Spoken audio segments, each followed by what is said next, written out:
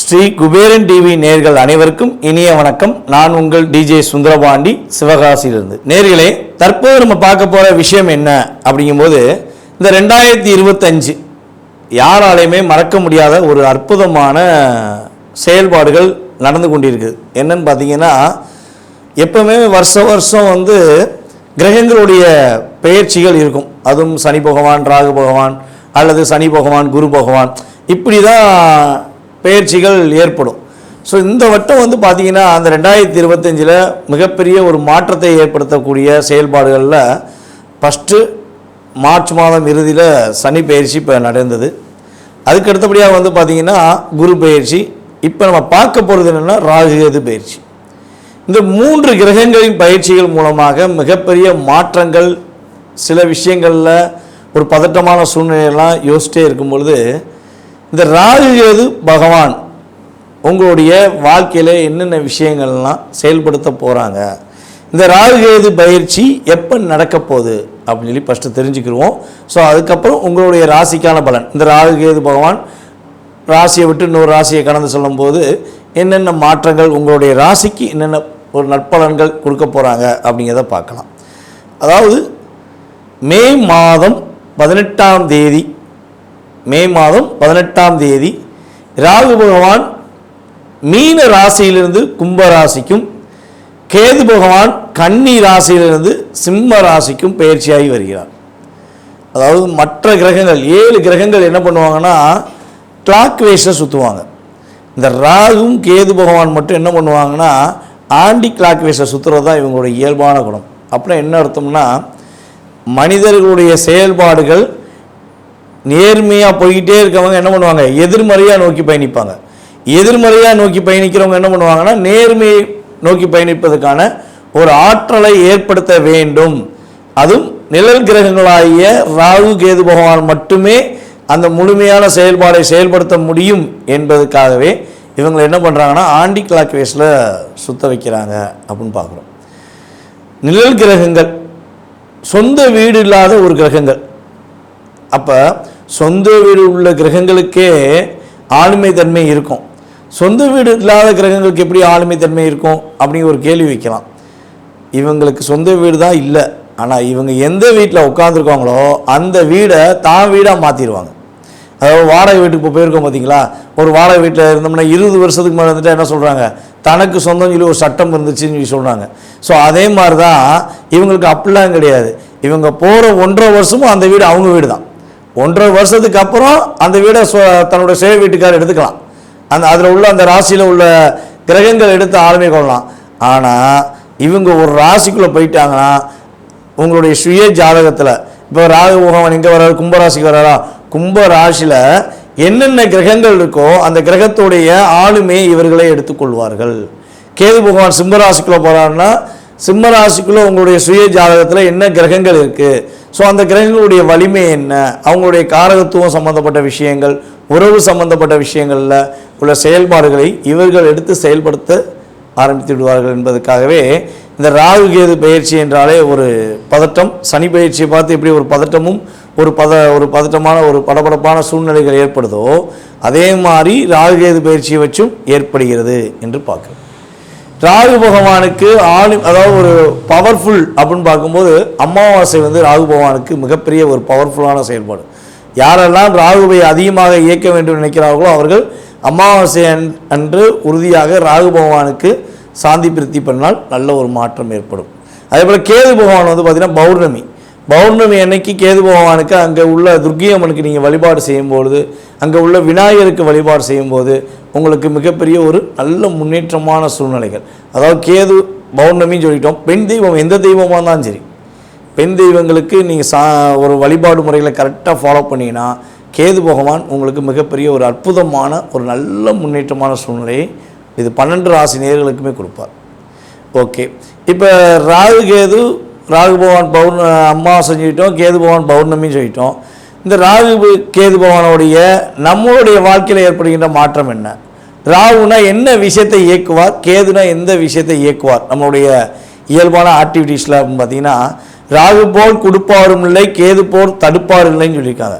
ஒரு சாதாரண ஒரு நிலை, ஒரு அடிமட்ட நிலையில் உள்ளவர் திடீர்னு பார்த்தா கோடீஸ்வரன் ஆயிடுவார். ஒரு பிரபலமே இல்லாத ஒரு நபர்கள் திடீர்னு பிரபலமாவாங்க. இப்போ நம்ம ஒரு மாநிலத்தில் ஒரு நம்ம சகோதரி ஒருத்தவங்க தன்னுடைய வியாபாரத்தை பார்த்து கொண்டு இருக்கும்போது ஒரு மீடியா சார்ந்த ஒரு நபர் அவங்கள வீடியோ போட்டனால இப்போ அவங்க திரைப்படத்துறையில் கலைத்துறையில் மிகப்பெரிய ஒரு அந்தஸ்து ஏற்படுத்தக்கூடிய மாற்றம் ஏற்பட்டதுக்கு அவங்களுடைய சுய ஜாதகத்தில் நம்ம செக் பண்ணி பார்ப்போம் அப்படின்னா கட்டாயமாக ராகுவோடைய ஆதிக்கம் அங்கே இருக்கும். ஒன்று ராகு திசையாக இருக்கலாம், அல்லது ராகு புத்தியாக இருக்கலாம், அல்லது ராகு அவங்களுக்கு வலிமையாக இருக்கலாம். ஸோ அந்த விஷயங்கள் இருந்தால் தான் யாருன்னே தெரியாத ஒரு நபர் மிகப்பெரிய ஒரு நல்ல உயர்ந்த நிலைக்கு போக முடியும். அந்த உயர்ந்த நிலையில் அவங்க தக்க வைத்து கொள்ள முடியுமா? இப்போ நம்ம யூடியூப்லலாம் பார்த்தீங்கன்னா நிறைய நபர்கள் வராங்க, நான் பிரபலம் ஆகணுங்கிறக்காண்டி தன்னைத்தானே தவறாக பேசிக்கிட்டு தன்னைத்தானே ரொம்ப மட்டத்தட்டி பேசுகிறது, இல்லாட்டி மற்றவங்கள மட்டத்தட்டி பேசி பிரபலமாக நம்மளுடைய யூடியூபர்ஸ் நிறைய பேர் இருக்காங்க. ஸோ அவங்களாம் நிலையான தன்மையில் ஒரு அங்கீகாரத்துக்குரிய விஷயங்களில் செயல்படுறாங்களான்னா ராகு தவறான பாதைக்கு கொண்டு போய் சில நேரத்தில் அழிச்சிருவார். சில நேரத்தில் ராகு பகவான் என்ன பண்ணால் உயர்ந்த நிலைக்கு கொண்டு போய் ஒரு அங்கீகாரத்தை கொடுப்பார். அது அவங்களுடைய சுய ஜாதகம் சம்பந்தப்பட்ட விஷயம் அப்படின்னு பார்க்குறோம். ஸோ ராகுவும் கேதுவும் இந்த அளவுக்கு ஒரு வலிமையான கிரகம். கேது பகவான் என்ன பண்ணுவார்னா ஆன்மீகத்தை நாடுவதற்கு மிகப்பெரிய ஒரு அற்புதமான செயல்பாடை கேது பகவான் கொடுப்பார். இப்போ இந்த ராகு கேது பயிற்சி அப்போ உங்களுடைய வாழ்க்கையில் என்னென்ன மாற்றங்கள்லாம் ஏற்பட போகுது, என்னென்ன விஷயங்கள்லாம் ஏற்பட போகுதுங்கிறத நம்ம பார்க்க போகிறோம்.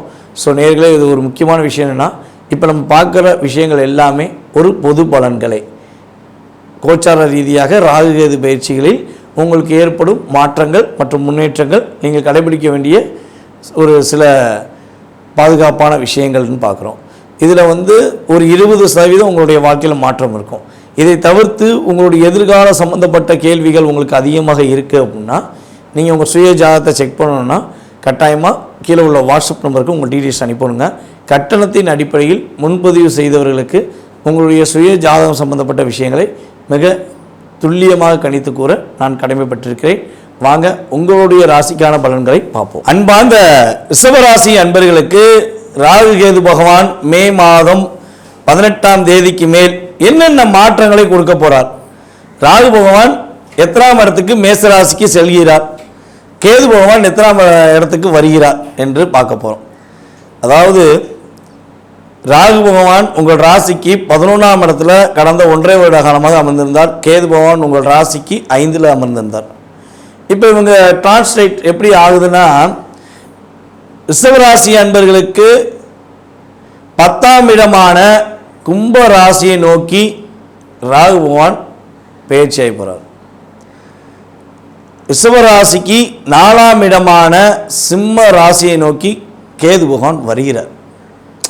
இது ஏன் நோக்கி போகிறார் வருகிறார்னா, இவர் ராகு எப்படி ரிவர்ஸில் தானே போகிறாரு, அப்போ போகிறாரு, கடந்து போகிறாரு, பின்னோக்கி போகிறாரு. கேது உங்களை நோக்கி வர்றாரு, அதான் வருகிறார் என்று சொல்கிறோம். ஸோ 4ஆம் இடத்துல அமர போகிற கேது என்னென்னலாம் செய்ய போகிறாரு, 10ஆம் இடத்துல அமர போகிற ராகு என்னென்னலாம் தரப்போகிறாரு அப்படிங்கிறத நம்ம பார்க்க போகிறோம். எப்போதுமே கடந்த ஒரு 1.5 வருஷமாக நம்ம நடந்த விஷயங்களை செக் பண்ணிடுவோம். எல்லா ராசிக்குமே செக் பண்ணுறது தான். ஸோ அப்போ தான் உங்களுக்கு இந்த வீடியோ பார்க்கும்போது பரவாயில்ல, இவங்க சொன்ன விஷயங்கள் நடந்திருக்கு, அடுத்த இனிமேல் சொல்ல போகிற விஷயங்களும் நடப்பதற்கான வாய்ப்புகள் இருக்குது. வாய்ப்புகள் அப்படிங்கிறது எதை வச்சு சொல்கிறேன்னா, உங்களுடைய சுய ஜாதகத்தை வச்சு சொல்கிறேன், ஓகேவா? ஸோ வாய்ப்பு இருக்கும், நம்ம வீடியோ பார்க்கலாம், முழுமையாக பார்க்கலாம். ஏன்னா நம்ம கிட்டத்தட்ட ஒரு வீடியோ 10 நிமிஷத்துக்கு மேலே பேசுகிறோம். ஸோ அதை பார்க்குறதுக்கு பொறுமை வேணும்ல. நடந்த விஷயங்களை கேட்டுட்டு நடக்க போகிறது என்னங்கிறத என்ன பண்ணலாம், ஆர்வத்தோடு பார்ப்பீங்க. ஸோ அப்படி பார்க்கும்பொழுது உங்களுடைய ராசிக்கு 11ஆம் இடத்தில் அமர்ந்த ராகு பகவான், அதே போல் உங்களோட ராசிக்கு 5ஆம் இடத்தில் இருந்த கேது பகவான் என்னென்ன விஷயங்கள்லாம் உங்களுக்கு தாக்கத்தை கொடுத்துருப்பார், என்னென்ன விஷயங்கள்லாம் ஒரு போராட்டத்தை கொடுத்துருப்பார் அப்படின்னா,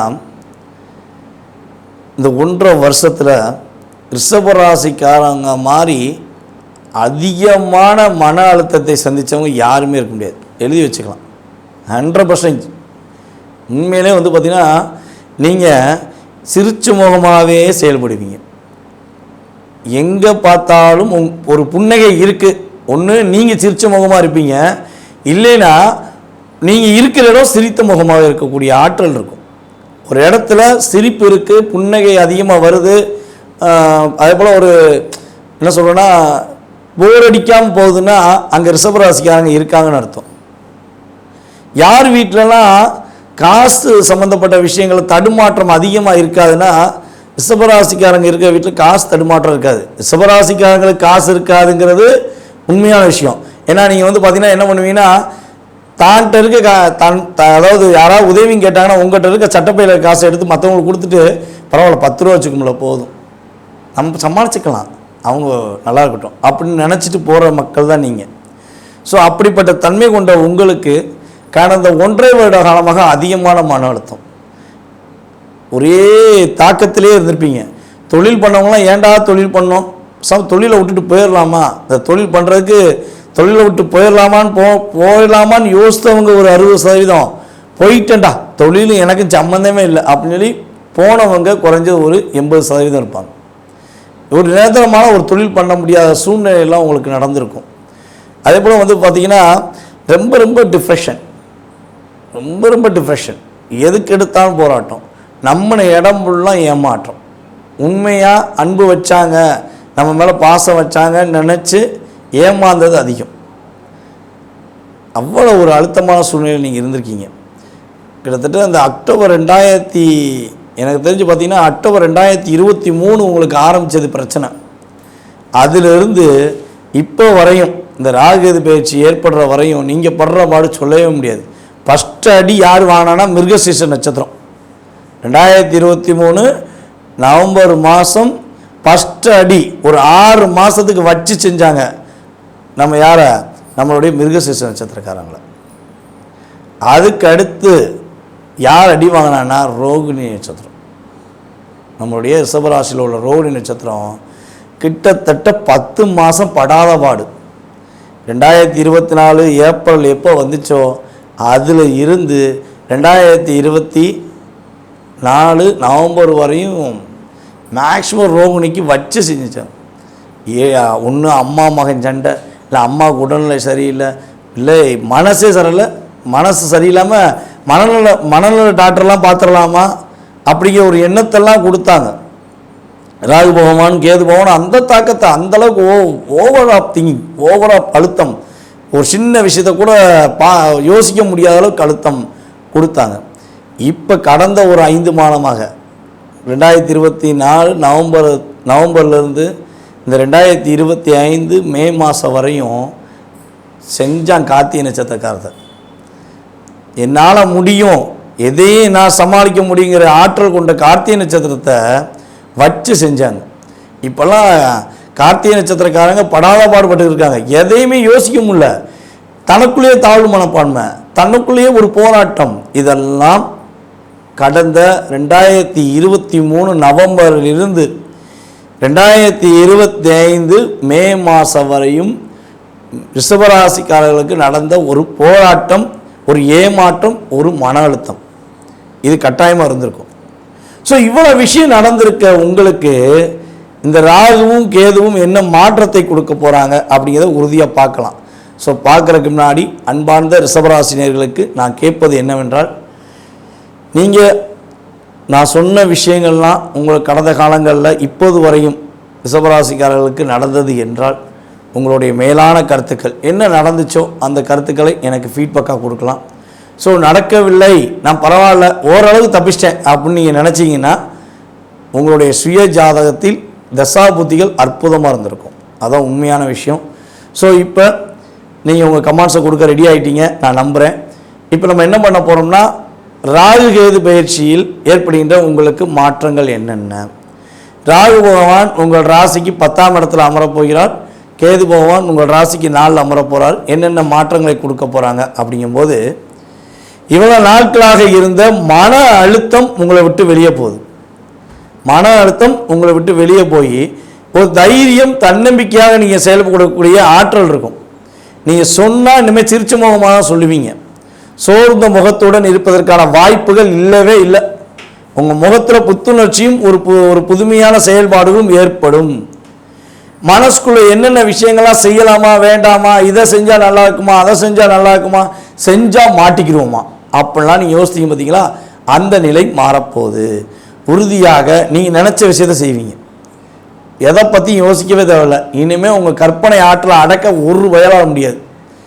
அதை என்ன சொல்லணும்னா, நீ கிணத்து தண்ணியை ஒரு பாறையை போட்டு அடைச்சி வச்சிடலாம், இது கடல்ரா அடித்து உடிச்சு போய்கிட்டே இருக்குண்டாங்கிற மாதிரி உங்களுடைய கற்பனை திறன் அவ்வளோ தூரம் ஒரு பர்ஃபெக்டாக இருக்கும். நீங்கள் உங்கள் மனசில் நினச்சதை செஞ்சு முடிக்கக்கூடிய ஒரு செயல்பாடு உண்டு. உங்களுக்கு இடமாற்றம் பார்த்திங்கன்னா சாதாரண இடமாற்றமாக இருக்காது, நீங்கள் எதிர்பார்த்த ஒரு இடமாற்றம் உண்டு. இந்த இடத்துல வேலை பார்க்குறேன், என்னுடைய வேலைக்கான தகுதிக்கான ஒரு திறமை இங்கே இல்லை, இதை விட இன்னொரு கம்பெனி பெரிய கம்பெனிக்கு போகணும்னு ஆசைப்பட்றேன், அந்த கம்பெனியில் எனக்கு வேலை கிடைக்க மாட்டேங்கி, கிடைச்சா நல்லாயிருக்கும் அப்படின்னு எதிர்பார்த்தீங்கன்னா உறுதியாக உங்களுக்கு நீங்கள் எதிர்பார்த்த வேலையில் இடமாற்றம் பெறுவதற்கான ஒரு அற்புதமான சூழ்நிலைகள் உங்களுக்கு கிரகங்கள் கொடுக்க போகுது. உங்களுடைய இலக்கை நீங்கள் நோக்கி பயணிப்பதற்கான சூழ்நிலைகள் உண்டு. நீங்கள் என்ன விஷயத்தை நோக்கி பயணிக்க நினைக்கிறீங்களோ அதில் உறுதியாக நீங்கள் செயல்படுவீர்கள். இவ்வளவு நாட்களாக கடந்த ஒரு 2.5 வருட காலமாக குழந்தை பாக்கியத்துக்காக காத்திருக்கோம், அல்லது 1 வருஷமாக குழந்தை பாக்கியத்துக்காக காத்திருக்கோம், கரு தங்க மாட்டேங்கி அல்லது அந்த செயல்பாடே ஏற்பட மாட்டேங்கி அப்படின்னு சொல்லி ஃபீல் பண்ணி கொண்டிருக்கும் நம்மளுடைய ரிஷபராசி அன்பர்களுக்கு உறுதியாக குழந்தை பாக்கியம் கிடைப்பதற்கான ஒரு அற்புதமான சூழ்நிலைகளை ராகு பகவான் ஏற்படுத்தி தரப்போகிறார். உங்களுடைய முன்னோர்கள், உங்களுடைய மூதாதையர்கள் பிறப்பதற்கான சூழ்நிலைகள் உண்டு. எங்கள் அப்பா பிறந்தால் நல்லாயிருக்கும், எங்கள் அப்பாலாம் எவ்வளோ எவ்வளோ பாசமாக இருந்தாங்க தெரியுமா, எங்கள் தாத்தா என்னை எவ்வளோ செல்லமாக வளர்த்தாங்க தெரியுமா, எனக்கு எங்கள் அப்பா எங்கள் அம்மா இந்த உறவுகள் உங்களை விட்டு விட்டு போன உங்களுடைய மூதாதையர்கள் யார் பிறக்க வேண்டும் என்று நீங்கள் எதிர்பார்த்து கொண்டிருக்கிறீர்களோ அவர்கள் உங்களுக்கு குழந்தையாக பிறப்பதற்கான ஒரு அற்புதமான சூழ்நிலைகளை ராகு பகவான் உறுதியாக தரப்போகிறார். புதிதாக தொழில் தொடங்குவதற்கான ஒரு அற்புதமான சூழ்நிலை உண்டு. 2 தொழில் பார்ப்பதற்கான இயற்கையான சூழ்நிலைகள் உண்டு. ஏற்கனவே ஒரு தொழில் பார்த்துக்கிருக்கீங்கன்னா புதுசாக ஒரு தொழில் தொடங்குவீங்க, அந்த தொழில் மூலமாக இன்னும் கொஞ்சம் லாபம் கிடைக்கும். ஏற்கனவே இருக்க தொழிலில் இரட்டிப்பான லாபங்கள் கிடைப்பதற்கான கிரக அமைப்புகளை, தொழிலில் அற்புதமான சூழ்நிலைகளை, முன்னேற்றங்களை உங்களுக்கு ராகு பகவான் ஏற்படுத்தி தரப்போகிறார் என்பது உண்மை. நம்மளுடைய ரிஷபராசிக்காரங்களுக்கு புதிய தொழில் தொடங்குவதற்கான ஒரு மாற்றங்களும் முன்னேற்றங்களும் இந்த ராகு கேது பயிற்சியில் ஏற்பட போகுது.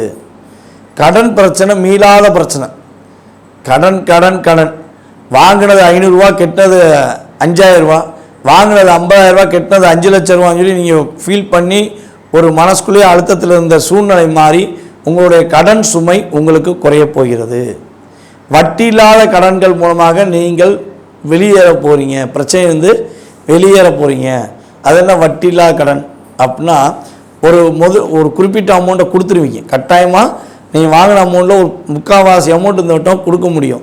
ஸோ அப்போ அந்த அமௌண்ட் உங்களுக்கு டிலே ஆகி வட்டி இல்லாத கடனாக இருப்பதற்கான சூழ்நிலைகளை கிரகங்கள் கொடுக்க போகிறது. அதே போல் காதலில் வசப்படுவதற்கான வாய்ப்பு உண்டு. யாரெல்லாம் காதல் செய்து கொண்டிருக்கிறீர்களோ, உங்கள் காதலில் தடை இருந்துச்சு, என் காதலி என்னை புரிஞ்சுக்கல, என் காதலை என்னை புரிஞ்சுக்கல, நான் உண்மையான அன்பு வச்சுருக்கேன், நான் வச்ச பாசத்தை விட வேறு யாருமே பாசம் வைக்க மாட்டாங்க அப்படின்னு நீங்கள் சொல்கிறது உண்மை தான். நீங்கள் வச்ச பாசத்துக்கு ஈக்குவலாக இன்னொருத்தவங்க பாசம் வைக்கிறதுக்கான வாய்ப்பு இல்லை.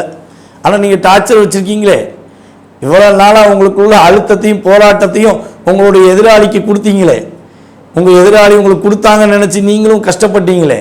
ஸோ இந்த நிலையிலிருந்து உங்களுக்கு மாற்றம் உண்டு. உங்களுடைய இனிமையான காதல் இனிமேல் நல்லபடியாக தொடரும். அந்த காதல் மூலமாக மகிழ்ச்சிகளை பெறக்கூடிய வாய்ப்பு உண்டு. இந்த சூழ்நிலையெல்லாம் உங்களுக்கு கிரகங்கள் கொடுக்க போகுது. அதே போல் ரிஷபராசியில் யாரெல்லாம் கலைத்துறையில் பயணிக்கிறார்களோ அவர்களுக்கு அதிவிதமான முன்னேற்றம் உண்டு. யூடியூப் மூலமாக யாரெல்லாம் டெவலப் ஆக வேண்டும், மீடியா பிரபலமாக வேண்டும் நினைக்கிற ரிஷபராசி அன்பர்கள் உறுதியாக மீடியா பிரபலமாக வருவதற்கான, மீடியாவில் ஒரு அங்கீகாரம் பெறுவதற்கான சூழ்நிலைகளை கிரகங்கள் கொடுக்கின்றன.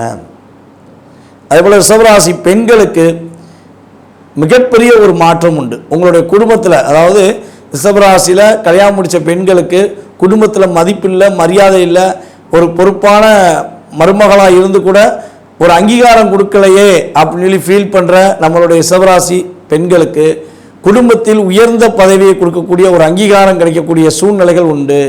உங்களுடைய மாமனார் மாமியார் உங்களுடைய கணவர் வீட்டார்கள் உங்களை புரிந்து கொண்டு உங்களுக்கு சம உரிமை கொடுத்து உங்களை நடத்துவார்கள். போராட்டங்கள் விலகப் போகிறது. கணவன் மனைவிக்குள் ஒரு ஒற்றுமை ஏற்படும். கணவரும் மனைவியும் பேசிக்கவே முடியாத சூழ்நிலையெல்லாம் இருந்திருக்கும். என் கணவர் பேச மாட்டாரா, என் கணவர் இன்னும் கொஞ்சம் ஒரு வார்த்தையாக என்கிட்ட பேச மாட்டாரா அப்படின்லாம் நம்மளுடைய ரிஷபராசி பெண்கள் ஃபீல் பண்ணிக்கலாம். ஸோ அந்த நிலை மாறப்போகுது. உங்களுடைய கணவர் உங்களை புரிந்து கொண்டு உங்கள் மீது அன்பு செலுத்துவதற்கான ஒரு அற்புதமான சூழ்நிலைகள் ஏற்பட போகுது. இவ்வளோ மாற்றங்கள், இவ்வளோ முன்னேற்றங்கள், இவ்வளோ மகிழ்ச்சியான சூழ்நிலைகள் என்பதை நம்ம தெளிவாக பார்த்துட்டோம். ஸோ கவனமான விஷயங்கள் என்பதையும் நம்ம பார்க்கணும்ல. கவனம் அப்படிங்கும்போது பார்த்திங்கன்னா நம்மளுடைய ரிஷபராசி அன்பர்கள் தன்னுடைய தாயார் உடல் ஆரோக்கியம் சம்மந்தப்பட்ட விஷயங்களில் கவனம் செலுத்தணும். தாய் மாமா உறவு சம்மந்தப்பட்ட விஷயங்களில் கவனம் செலுத்தணும். இந்த 2 பேர்ட்டையும் வாதங்களை தொடரக்கூடாது. அதிகமான வாதங்கள் தொடரும் போது தேவையில்லாத பிரச்சனையை சந்திக்க வேண்டும். மேக்ஸிமம் பார்த்திங்கன்னா ரிஷபராசிக்காரங்க 80% தாய் மேல் அதிக பற்று வைக்கணும். உங்களுடைய உலகமே உங்கள் அம்மா தான். உங்கள் அம்மாவை தவிர வேறு யாரும் கிடையாதுன்னு நீங்கள் நினச்சிட்டிங்கன்னா, உங்கள் அம்மாவை முழு மரியாதை கொடுத்து நடத்துனீங்கன்னா உங்களை வீழ்த்த யாராலையும் முடியாது. அந்த அளவுக்கு நீங்கள் அம்மா மேலே ஒரு அக்கறையும் அன்பும் வச்சுட்டிங்கன்னா நீங்கள் வெற்றி பெறுவீங்க.